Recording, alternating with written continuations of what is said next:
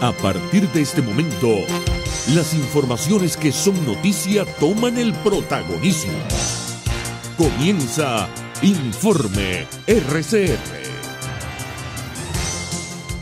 Muy buenas tardes, bienvenidos a esta emisión vespertina de Informe RCR, que llega a ustedes a nombre de Jaime Nestares en la dirección general de la estación, de Wilitz Arcaya en la gerencia de producción, de Marilia García en la coordinación de redacción, en la producción Génesis Rodríguez y en la dirección técnica Víctor Mejías.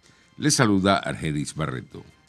Comenzamos este compacto informativo destacando que el presidente de la ONG Manos Amigas por la Vida, Eduardo Franco, exhortó este jueves a las autoridades para que vacune con carácter de urgencia a los 70,000 pacientes con VIH que hay en Venezuela. Pide que estas personas se incluyan en el plan de vacunación por su misma condición, pues su vida corre riesgo en el caso de contagiarse con la COVID-19.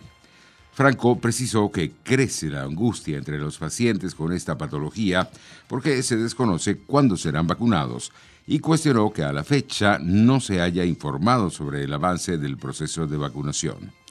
Por otro lado, el Hospital Centinela de El Tigre, en el estado Anzoátegui, se encuentra colapsado con pacientes con COVID-19. El director de este centro de salud, Gilberto Borges, aseguró que no cuentan con insumos médicos para atender a las personas que llegan con síntomas de COVID. No es el director el que toma una decisión, siempre ha sido el consenso, y que lo digan los compañeros que están aquí. Nos hemos reunido buscando una salida. Y lo que queremos es beneficiar al paciente, también advertirle a la comunidad que tienen que cuidarse, por Dios. Porque si no se nos cuida afuera, nos están ahogando en el hospital.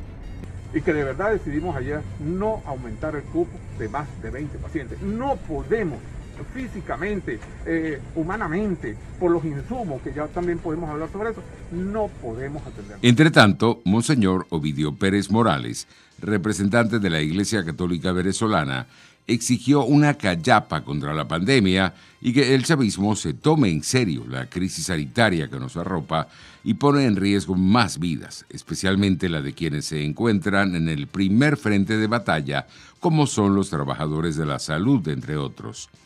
El padre Pérez Morales, en una serie de tweets, destacó que el régimen de Maduro se ha aprovechado de la pandemia para acentuar la guerra contra los venezolanos.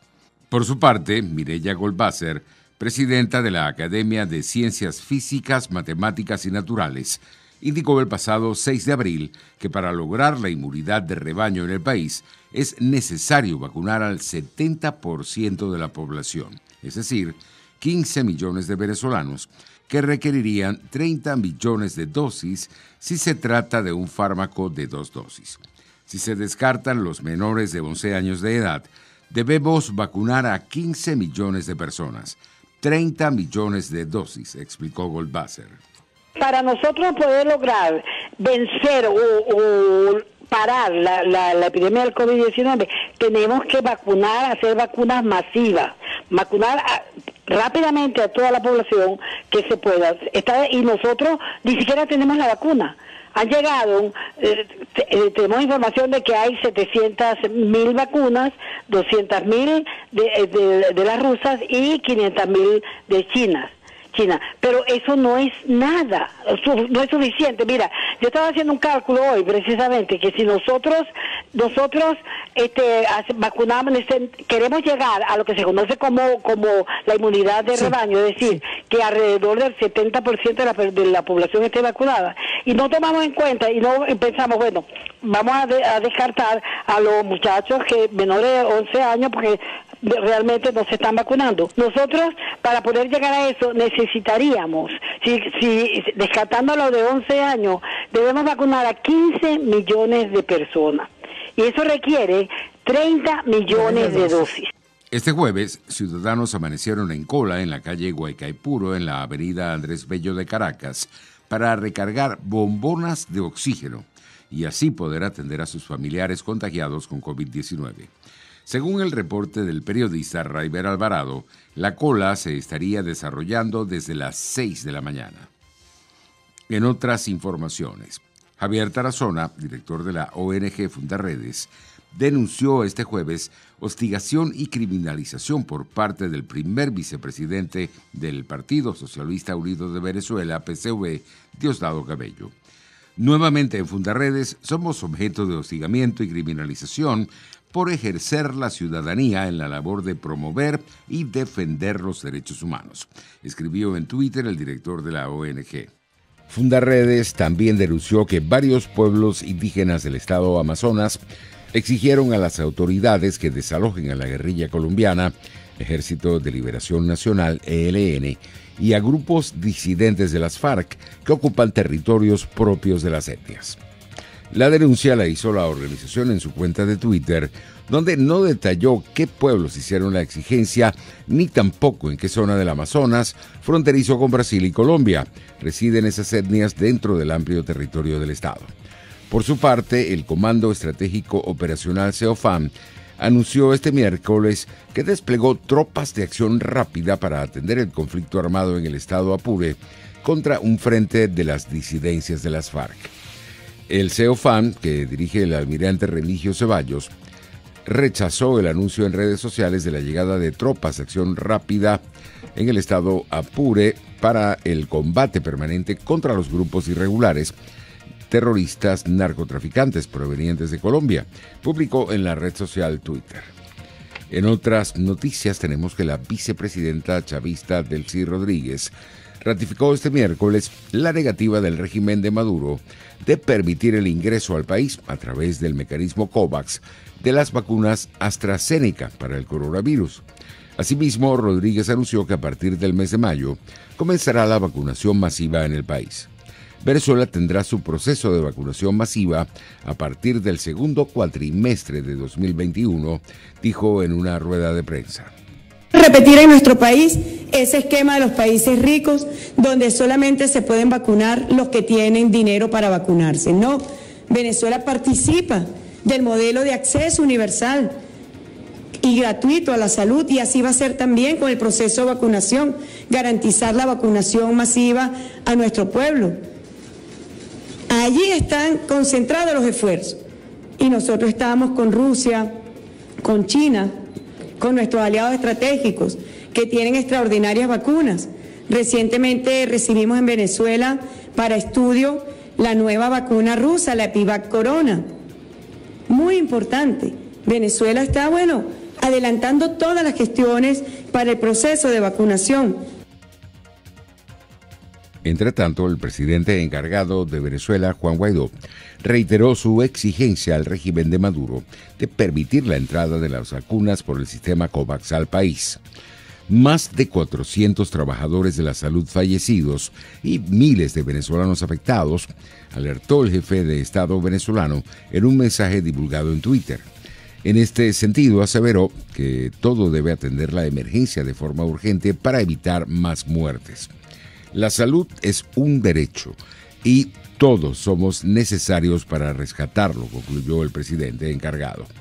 En otras informaciones, el fiscal general del régimen, Tarek William Saab, informó a través de su cuenta en Twitter que el Ministerio Público abrió una investigación penal contra el alcalde del estado Yaracuy, Luis Adrián Duque, quien marcó las casas de pacientes que sufren COVID-19 y además dijo que si eran retirados esos carteles iban a ser sancionados. Saab destacó que actuarán de inmediato para retirar los avisos colocados selectivamente en Yaracuy en la casa de dichos pacientes. Por su parte, la diputada del estado Yaracuy y dirigente del partido Vente Venezuela, Dignora Hernández, rechazó las acciones del alcalde Luis Adrián Duque y aseguró que esas acciones de él no son nuevas en esa entidad.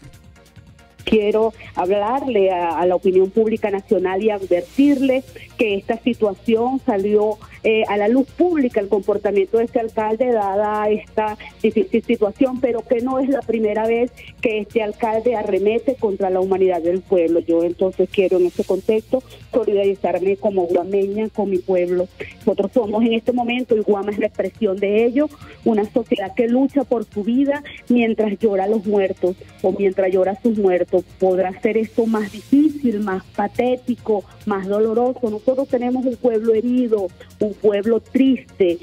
Yo me pregunto, María Alejandra, ¿de qué manera una revisión, un rediseño, una reconfiguración, como quiera que lo llame, de un cuerpo que además ha mutado de Coordinadora Democrática a Mesa de la Unidad, Frente Amplio, a Comando Unificado de la Oposición, a la nueva Alianza para las Elecciones, le está dando respuesta a la grave situación que vivimos los venezolanos? En este momento la situación pandémica, doblemente pandémica, lo que exige es un cambio de timón, un cambio de régimen. Hernández, en declaraciones dadas esta mañana en RCR, también se refirió a la alianza de los partidos políticos de oposición para organizar unas elecciones libres en el país y se preguntó si es posible realizar unos comicios libres con el régimen de Maduro en el poder.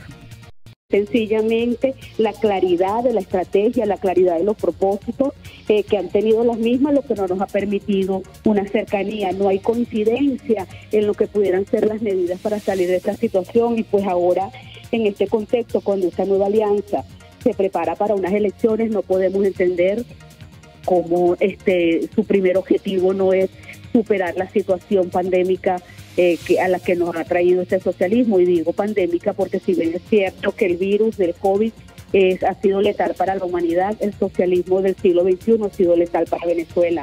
¿Cómo entonces formar parte de una alianza que no contempla el cese de la usurpación? Porque en una revisión de los documentos, la sociedad politizada tenemos que hacerlo, y notamos que no aparece nuevamente la palabra o la frase cese de la usurpación por ninguna parte. Se plantean entonces, mi pregunta, unas elecciones libres. ¿Pueden ser entonces, y me pregunto, libres unas elecciones con el régimen en el poder?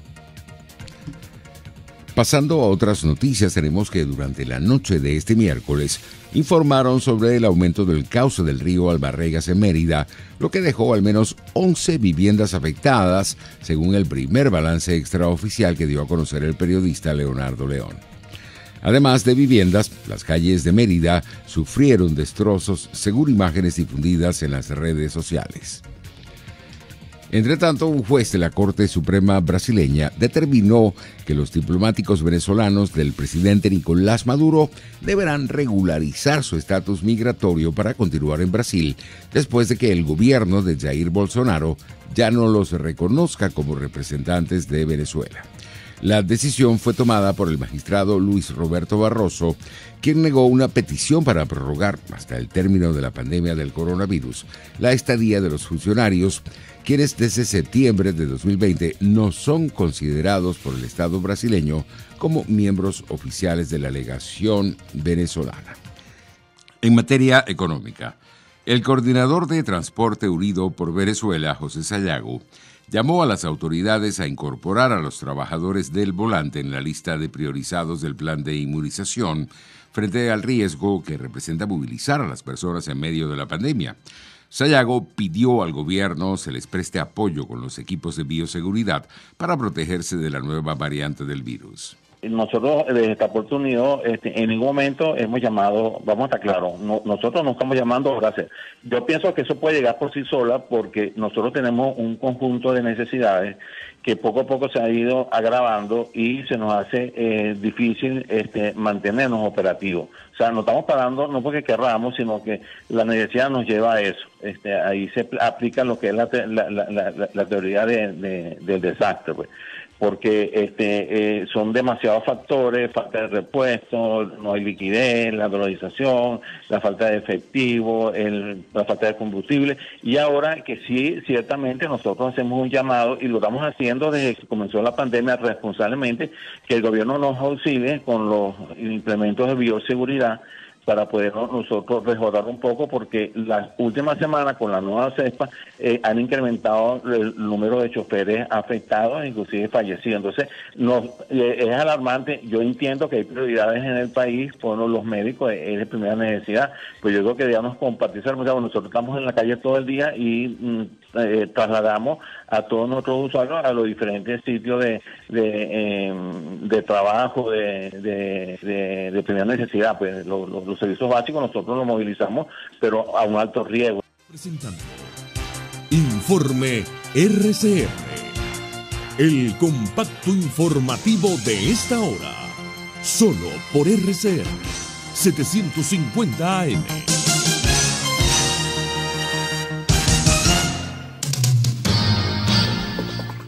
En materia internacional, el presidente de Estados Unidos, Joe Biden, anunciará este jueves medidas para limitar las armas de fuego, en particular para prevenir la propagación de las armas fantasma imposibles de rastrear. El mandatario recibió presiones por parte de sus aliados demócratas para que actúe tras los recientes tiroteos de Colorado, Georgia y California. Biden anunciará 6 medidas para hacer frente a la epidemia sanitaria vinculada a la violencia de las armas de fuego, adelantó un funcionario de la Casa Blanca que pidió el anonimato. En otras noticias, el primer ministro japonés, Yoshihide Suga, anunció hoy que permitirá que Tokio adopte restricciones adicionales para combatir un aumento de casos de COVID e ingresos hospitalarios y no descartó que puedan ampliarse a otras zonas. En los últimos días, el número de infectados superó los 500 y la tasa de uso de camas hospitalarias está aumentando en Tokio, señaló el jefe del Ejecutivo japonés tras reunirse con el comité de expertos que asesora al gobierno en la gestión de la pandemia. Las medidas concretas que se aplicarán en Tokio se decidirán en una reunión el viernes, pero se espera que sean similares a las ya adoptadas en varias ciudades de Osaka, Hyogo y Miyagi, en el oeste y noreste del país. En materia deportiva, el alero estrella Kevin Durant regresó a la acción la noche de este miércoles y lo hizo por la puerta grande al estar perfecto con 17 puntos que ayudaron a los Brooklyn Nets a ganar por paliza de 139-111 a los New Orleans Pelicans. Durant regresó de una ausencia de 23 partidos y estuvo explosivo y perfecto con 5 de 5 en tiros de campo, incluidos 2 triples en los 19 minutos que jugó como reserva, además de capturar 7 rebotes y repartir 5 asistencias. Ese ha sido nuestro resumen informativo de la tarde.